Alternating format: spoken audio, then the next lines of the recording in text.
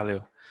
Pessoal, então, primeiramente, muito obrigado aí pelo convite, tá? É realmente uma honra estar aqui nesse evento, ainda mais de PHP. E é uma responsabilidade tremenda, porque só tem palestrante massa aí, fera, e eu espero, de alguma forma, contribuir e manter o evento no mesmo nível com essa talk, por mais que ela seja uma talk iniciante, eu espero que ajude de alguma forma quem está assistindo a gente, tá? Então, essa palestra eu vou fazer. É só slide, no caso. Eu gosto muito de fazer mão na massa, tá? Às vezes, realmente, aquele mão na massa que dá problema, mas eu gosto de encarar. Mas dessa vez, pelo tempo, eu resolvi deixar só os slides. Mas ao final, eu deixo o GitHub para vocês, tá? Com o projeto que eu vou mostrar aqui. Que também não é nada tão complicado assim. Então, primeiramente, eu sou o Anderson Castro, sou programador web. Consegui me certificar em PHP na versão 5.5 em 2015, um almejo pessoal mesmo, então fiquei muito feliz na época pela conquista, inclusive hoje também. E basicamente eu gosto de colocar atualmente como job, e é aí de fato que eu estou fazendo, um faz tudo na Code Experts, tá?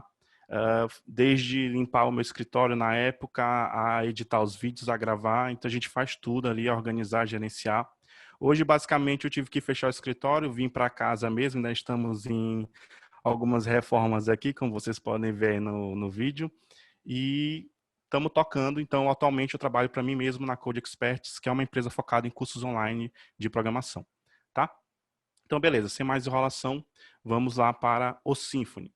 Então, acredito que o Symfony ele é um framework muito conhecido, apesar de que o Laravel provavelmente tenha maior, acho que ganha em questão de utilização, o Symfony também ele é bem conhecido e, de certa forma, ele também está compondo diversos projetos na web. Então, isso já parte da primeira premissa desse cara, que ele é um set de componentes, tá?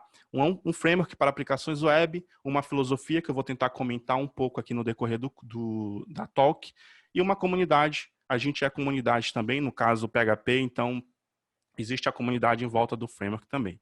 E aí, para fechar, tá, eu peguei isso aqui no próprio site do Symfony, todo esse pensamento, ele trabalha junto de forma harmônica, tá certo?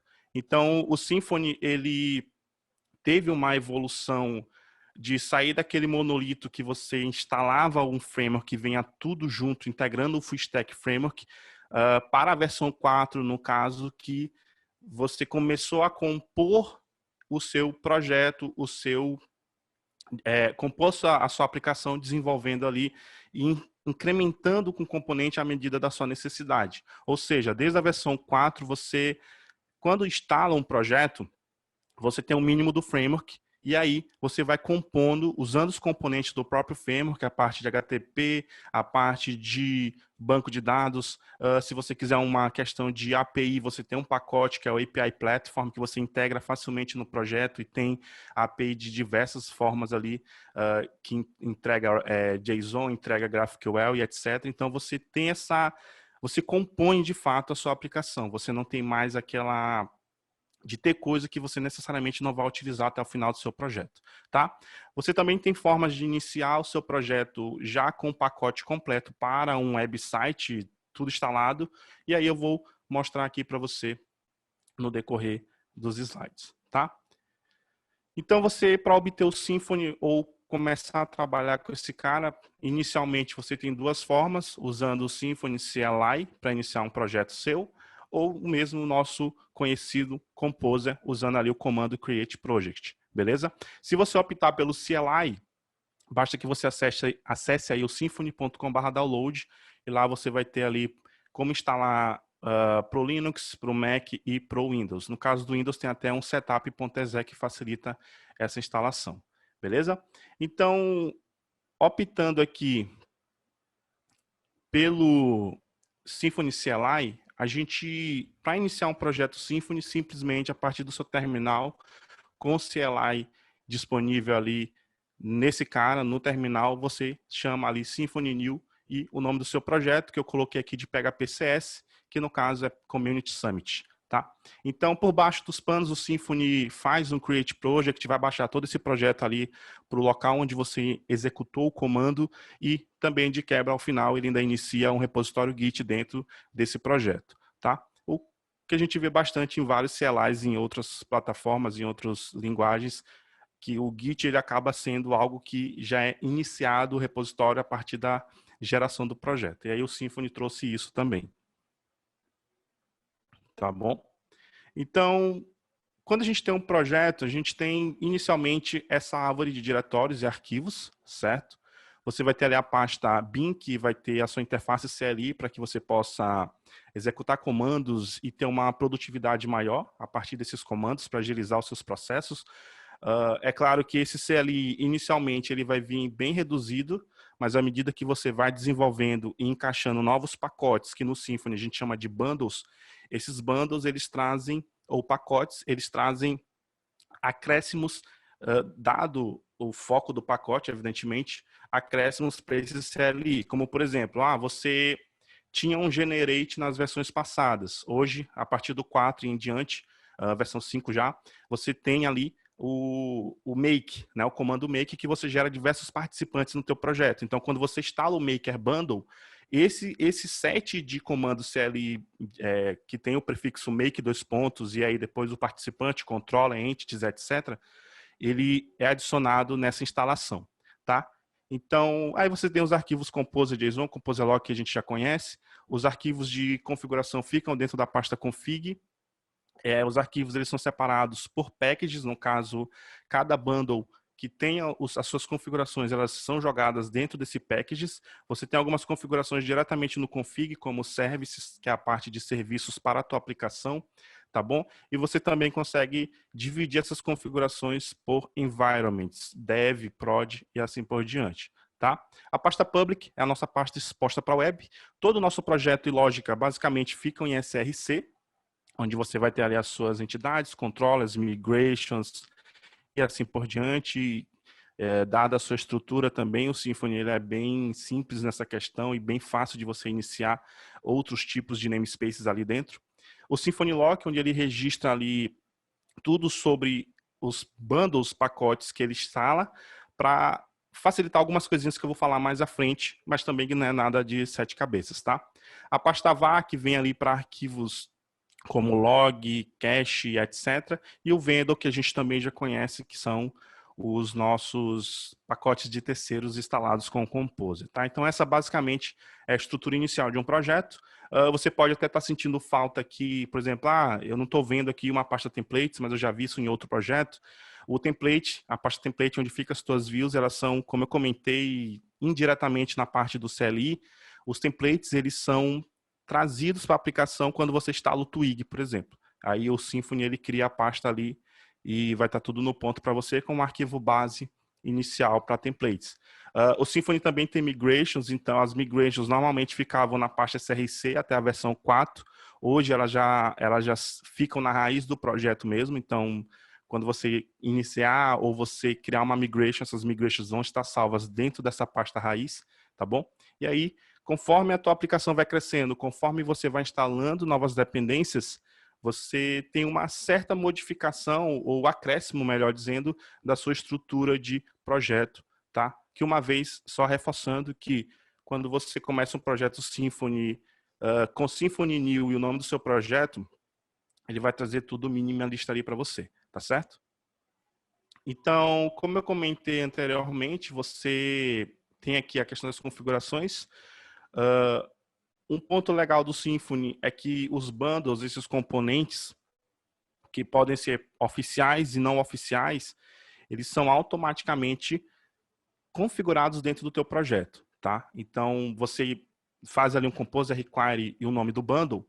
Se esse bundle estiver dentro de algo que a gente chama de receitas para o Symfony Flex, que eu vou falar daqui a pouco, automaticamente o Symfony lê essa receita, configura o bundle todo para você.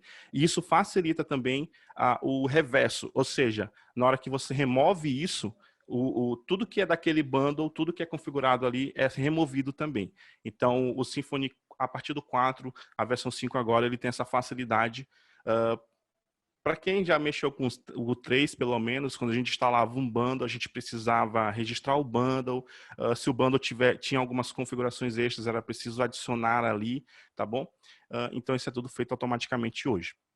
O Symfony tem as variáveis consumidas pelo projeto, as variáveis de ambiente no arquivo .env. Quem mexe com Laravel também sabe que tem esse arquivo .env com variáveis de ambiente, você pode consumir dali.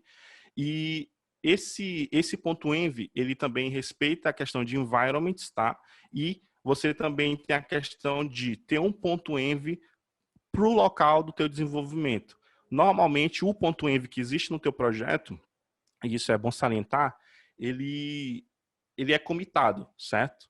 Então, se você tem um ponto .env ponto .local, normalmente esse ponto .local não é comitado. E aí, se você tiver algumas variáveis exclusivas do teu local de desenvolvimento, você pode ter um ponto .env ponto .local ali normalmente, tá? E aí, só para a gente ter esse conhecimento aqui, deixa eu só passar o slide aqui, beleza? Tendo tudo isso já no ponto, tá? Necessariamente de ter iniciado o projeto, você já pode ir na raiz do seu projeto, de fato, e executar ali um Symfony Serve, tá bom? E aí você vai ter o seu built-in server iniciado a partir da raiz do seu projeto e você já pode executar o IP local 127.0.0.1.2.8000. Você já vai ter acesso à tela inicial do framework ali para você. Normalmente mostra na versão do framework algumas informações ali de cara, tá? Se você quiser jogar em background, esse processamento do server, built-in server, você passa ali Symfony Serve -D, ele joga isso em background para você, e aí, posteriormente, futuramente, você pode parar esse servidor com Symfony Server Stop, ou, de repente, você saiu daquela pasta, esqueceu que, sei lá, será que eu iniciei o servidor do Symfony, está em background, eu não sei.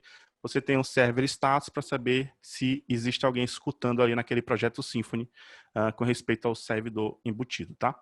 Então, bem simples, bem fácil.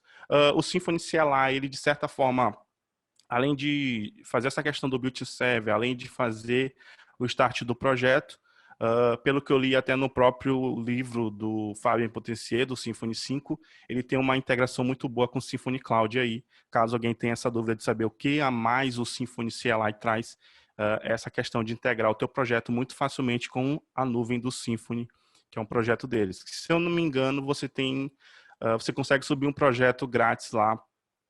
Eu só não lembro as diretrizes disso, mas você consegue ter um projeto grátis lá para teste, tá?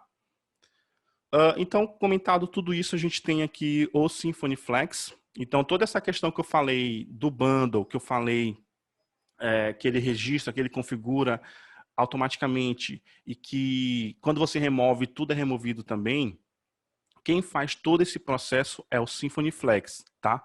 O Symfony Flex ele é um plugin do Composer e ele age nesses pontos de instalação de uma dependência, de atualização e de remoção, beleza?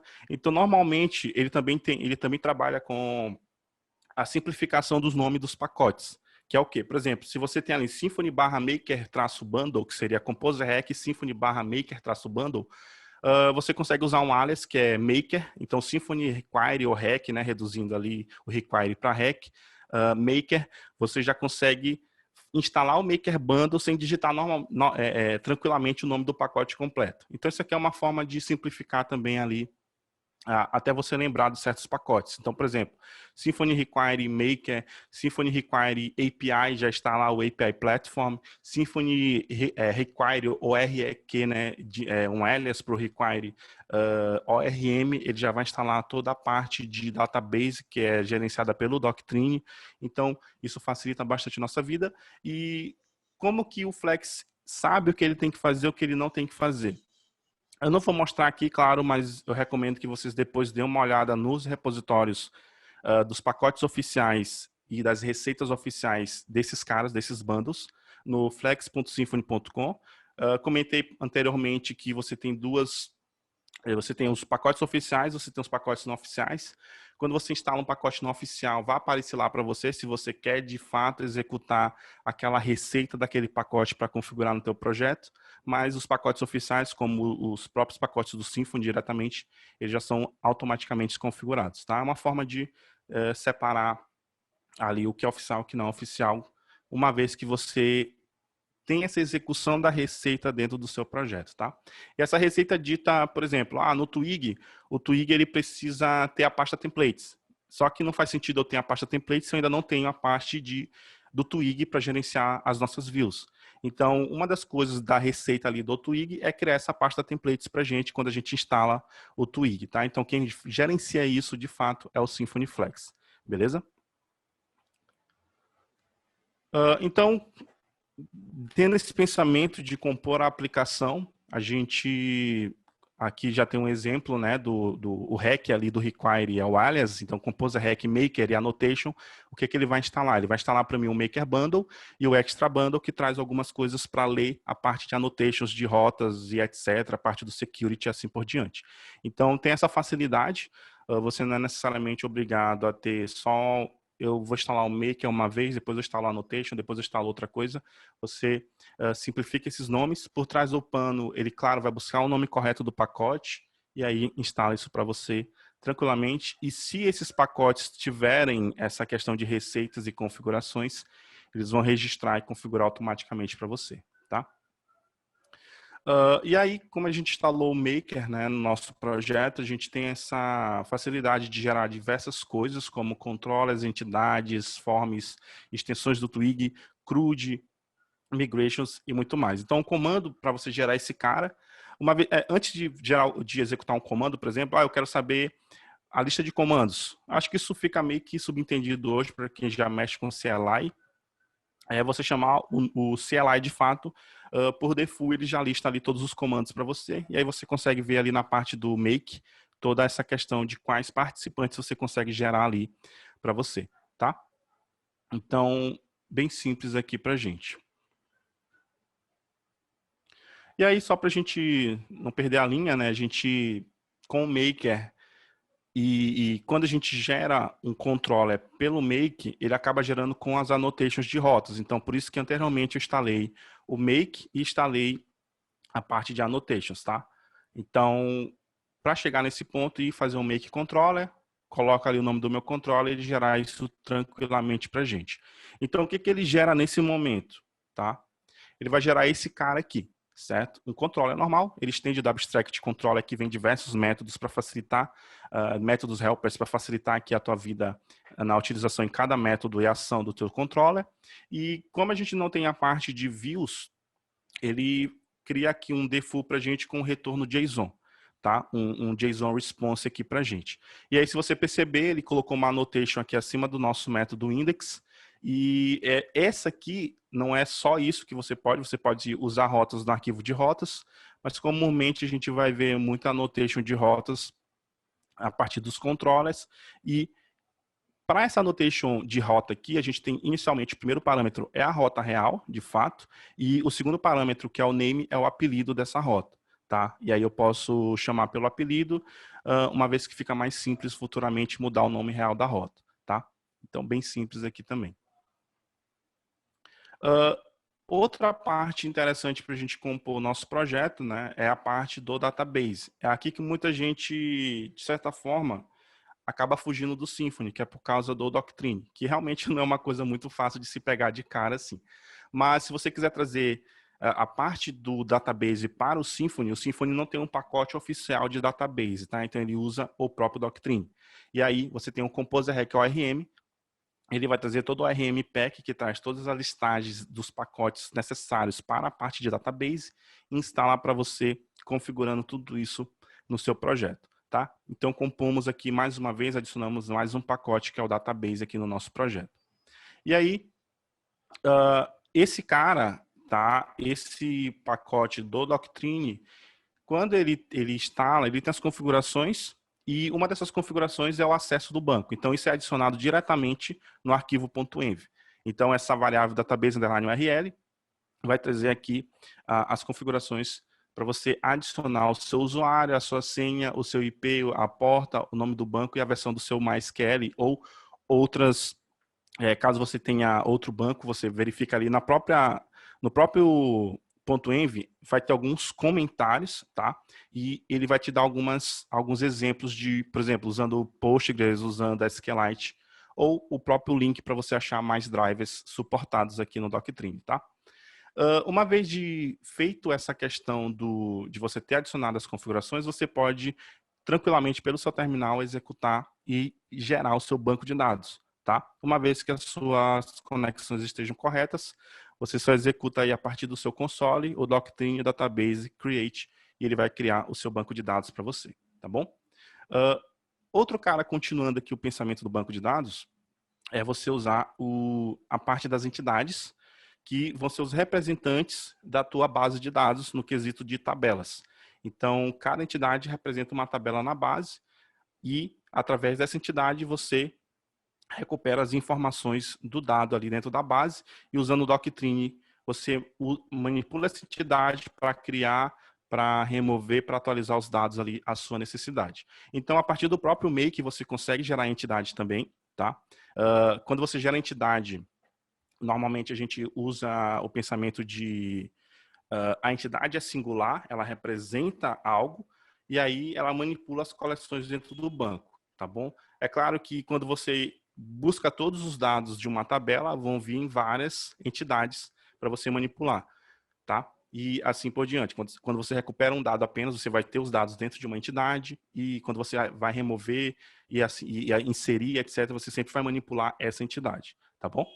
E quando você gera a entidade, evidentemente, você vai ter automaticamente, além da entidade que você está gerando, você vai ter um repository, que é onde você faz as suas buscas e pode ter buscas customizadas à sua maneira dentro desse repository, beleza?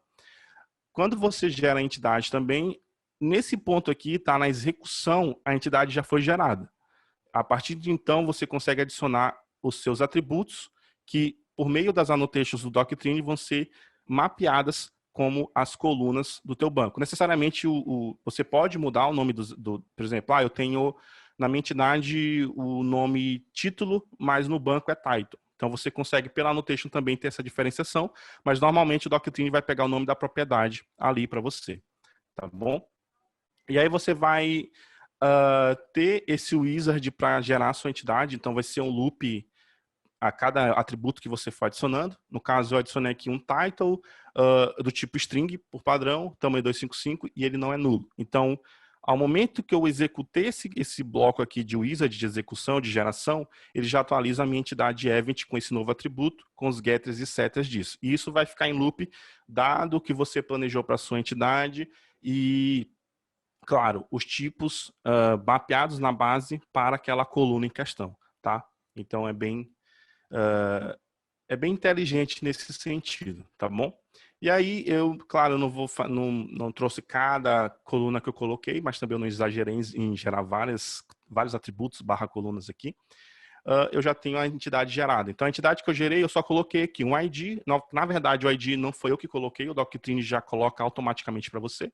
E aí, no caso, eu coloquei o title, description e o event date, que eu pensei aqui numa entidade evento, né? Então, tranquilo aqui pra gente. E aí, você se pergunta, cara, mas eu tenho um objeto, como é que eu transfiro isso para um banco? Então, quem faz isso para você é o Doctrine na parte do seu próprio ORM.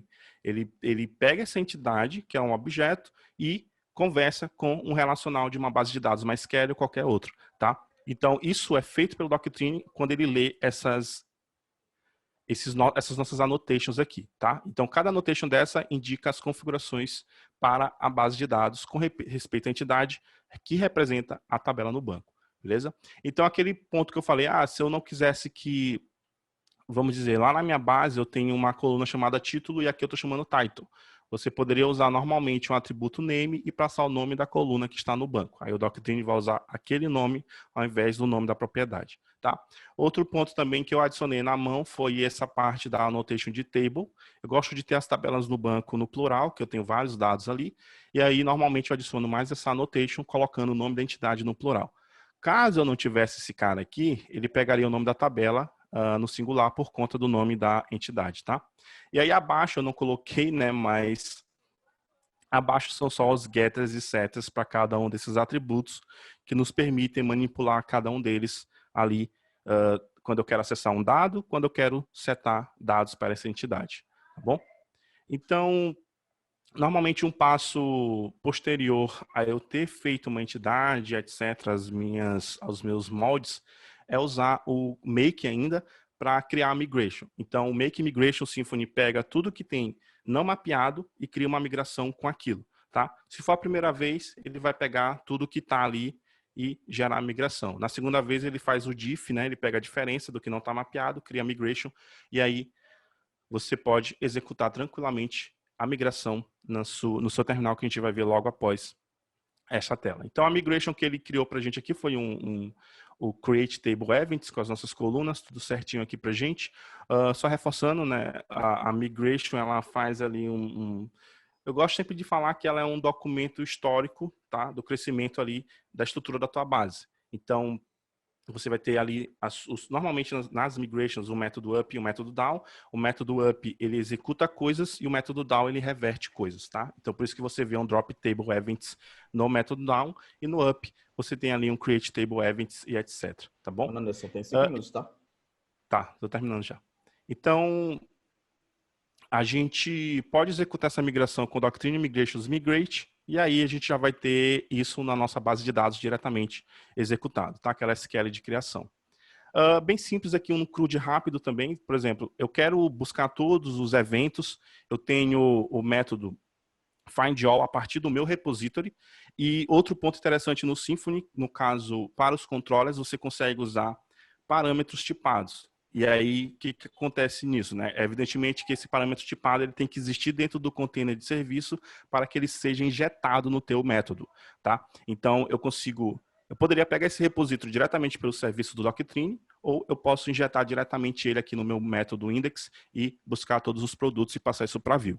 Evidentemente que nesse momento da view, ela não existe. Então, se eu fosse executar isso agora, ia dar um erro porque eu não tenho um twig. Mas aqui é mais para você ver o CRUD.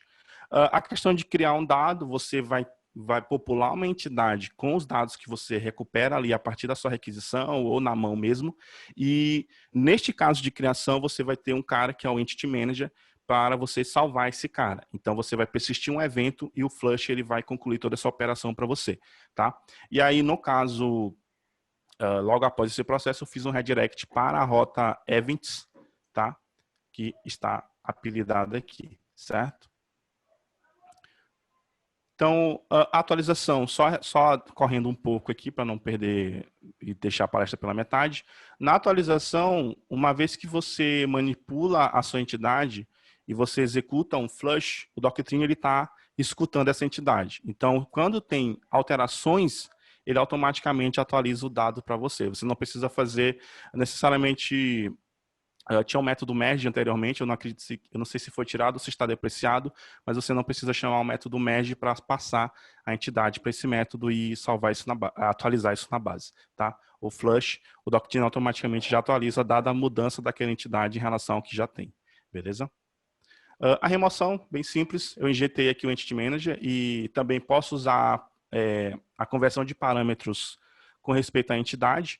Então, o Symfony ele identifica que essa entidade é válida, dado o ID que eu passei, ele busca isso no banco, popula a entidade para mim, injeta automaticamente aqui. Aí eu chamo o remove do Doctrine, do Entity Manager aqui para gente, e removo esse dado aqui diretamente para gente. Faço o redirect logo após isso, tá? Então, correndo um pouco aqui no CRUD, tá bom? E basicamente esses são os processos básicos de manipulação de dados. E aí, claro, faltando a parte de views, eu preciso integrar isso. Então, a gente tem a parte do Twig, que é o Template Engine, tá? Aqui no Symfony. E Composer Hack Twig vai instalar tudo que é necessário dentro do projeto para o Twig. E aí a gente vai ter, basicamente, uma sintaxe própria, que é um Template Engine, né? Então, eu tenho um loop básico aqui, onde eu exibo todos os meus eventos. Eu posso estender de templates, que é o base HTML Twig, que já é criado no momento que você instala o Twig no teu projeto, tá? Esse base HTML já é criado automaticamente. E aqui eu tenho um exemplo do Edit, só para você ver como é a exibição dos dados e print dos dados em um form. O Symfony tem um componente de forms, então você não é obrigado a fazer dessa forma, tá? Você pode usar o componente de forms para mapear os seus formulários e etc, tá bom? E o template base, o exemplo aqui, a gente tem a definição dos blocos. onde os templates filhos que estenderem podem colocar conteúdos ali para serem exibidos usando esse template base aqui para você. Eu só coloquei aqui o CDN do Bootstrap, só para dar uma carinha legal para o projeto. E aí o projeto final não é nada demais, mas é um CRUD básico aqui para gente, tá? E as duas telas que eu mostrei, é claro que o CRUD completo está aqui disponível e você consegue ver o código dele, caso você tenha algum interesse, no link bit.ly/php-symfony-101-github, tá bom? E para finalizar, você tem um componente, um toolbar, o debug bar aqui, muito poderoso também. Você pode instalar ele com Composer Hack Debug e isso vai facilitar bastante o seu desenvolvimento para você ver os logs, ver os seus forms, debugar tudo isso, tá bom? E eu sabia que ia ser um pouco puxado essa talk, então eu tenho no meu YouTube 13 vídeos de Symfony, fora outros vídeos pingados no próprio canal, que você pode acessar aí no bit.ly/symfony-5-mastery-playlist, tá? E pela atenção, desculpa a correria no final, muito obrigado a todos. Aqui estão alguns dos meus contatos, tá certo? E aí, se eu puder ajudar em alguma coisa, se eu tiver algum tempo, estamos aqui, tá bom? Obrigadão. Show demais, cara. Um Symfony do zero ao, vamos lá, ao zero ao CRUD. Show demais. Parabéns aí, Anderson. Cara, infelizmente não temos tempo para pergunta, pessoal, mas manda os seus claps aí que Tranquilo. Foi sensacional aí. E vamos. Beleza, cara, então. Obrigado de coração por você estar aí com a gente hoje. Valeu, obrigadão pela sua E aí na tela aí tá o Joydin, né? Então eu simplifiquei bit.ly/symfony-101. Quem quiser avaliar, deixar uns comentários lá. Tamo junto, tá? Qualquer coisa é só chamar no Twitter aí. Exato. Siga ele no Twitter, no Telegram. No Telegram, no GitHub. E cola lá e é sucesso. Só no Twitter que é Anderson Castro. O resto é tudo Nando Castro Net. Telegram, PHP Maranhão. Tamo junto. Valeu, galera. Obrigadão. Sucesso. Obrigadão.